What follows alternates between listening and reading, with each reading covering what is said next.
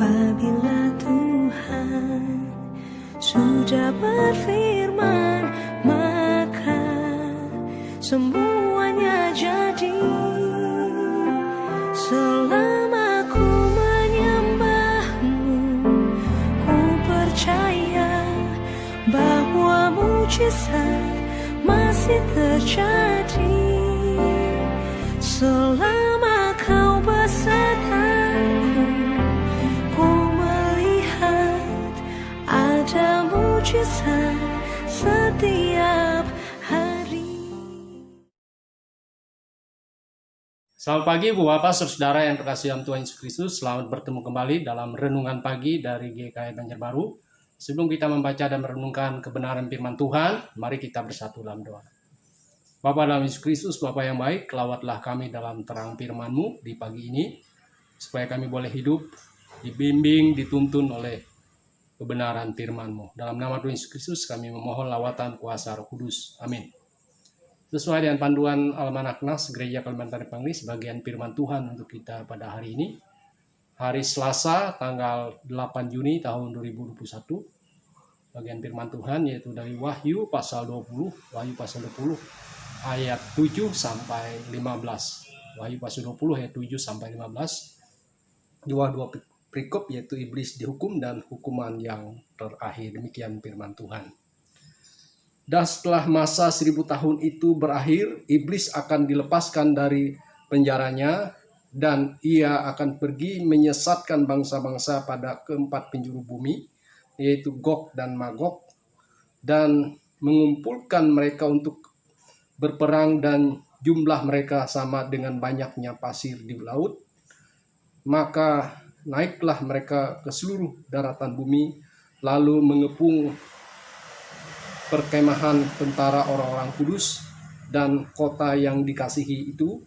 Tetapi dari langit turunlah api menghanguskan mereka, dan iblis yang menyesatkan mereka dilemparkan ke dalam lautan api dan belerang, yaitu tempat binatang dan nabi palsu itu, dan mereka disiksa siang malam sampai selama-lamanya. Lalu aku melihat suatu makhluk putih yang besar, dan dia yang duduk di atasnya, dari hadapannya lenyaplah bumi dan langit, dan tidak ditemukan lagi tempatnya. Dan aku melihat orang-orang mati, besar dan kecil, berdiri di depan tahta itu. Lalu dibuka semua kitab, dan dibuka juga sebuah kitab lain, yaitu kitab kehidupan. Dan orang-orang mati dihakimi menurut perbuatan mereka, berdasarkan apa yang ada tertulis di dalam kitab-kitab itu.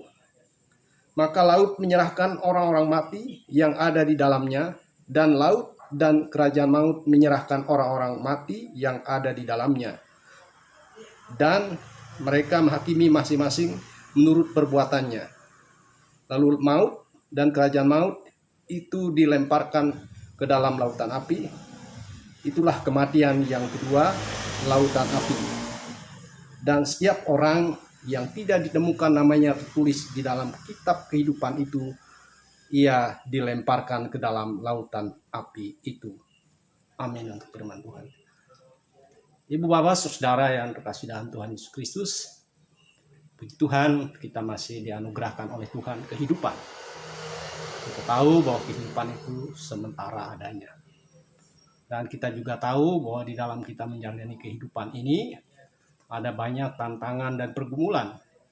Dan salah satu tantangan dan pergumulan yang berat adalah kuasa dosa, kuasa iblis dan setan yang bisa mempengaruhi hati dan pemikiran kita, sehingga kita bisa melakukan hal-hal yang tidak benar, hal-hal yang tidak seturut dan sesuai dengan kehendak Tuhan.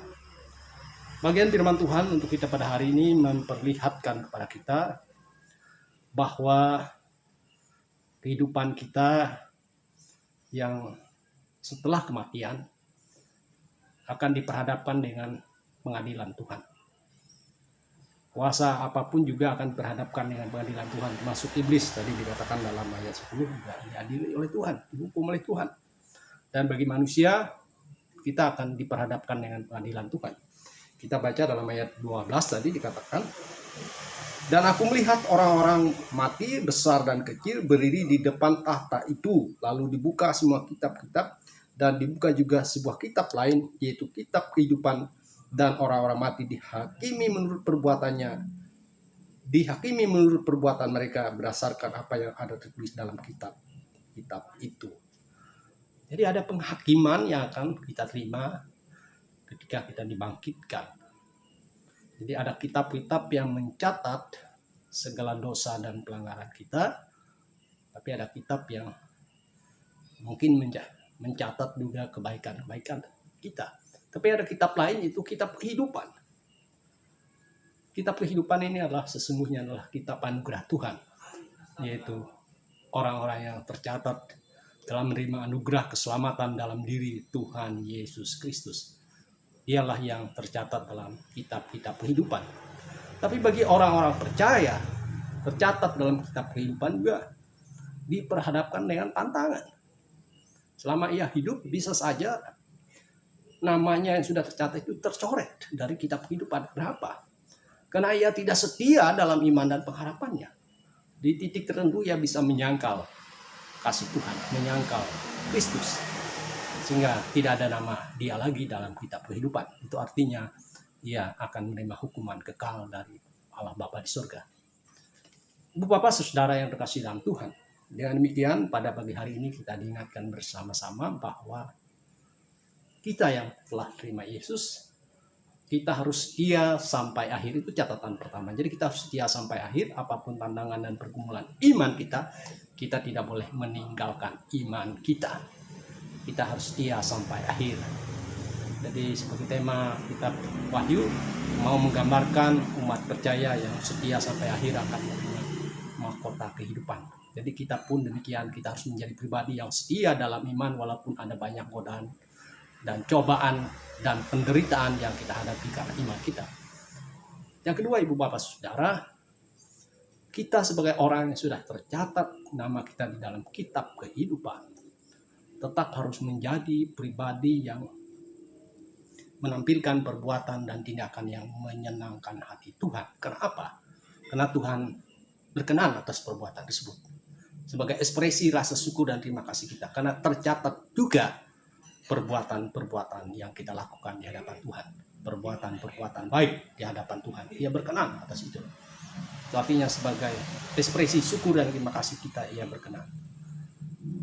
Ibu Bapak Saudara yang terkasih dalam Tuhan, biarlah lewat kebenaran firman Tuhan yang diperhadapkan kepada kita pada pagi hari ini, kita boleh berpegang teguh dalam iman kita kepada Tuhan, supaya tetap nama kita tercatat dalam kitab kehidupan, dan kita tidak jemu-jemu melakukan kasih dan kebaikan dalam hidup kita sebagai ekspresi rasa syukur, rasa terima kasih kita kepada Tuhan. Amin. Untuk firman Tuhan, kita bersatu dalam doa. Bapa Surgawi, Bapa dalam Yesus Kristus, tolong kami dapat kuasa Roh Kudus-Mu supaya kami tetap berpegang teguh dalam iman kami kepada Kristus, sehingga nama kami tercatat dalam kitab kehidupan.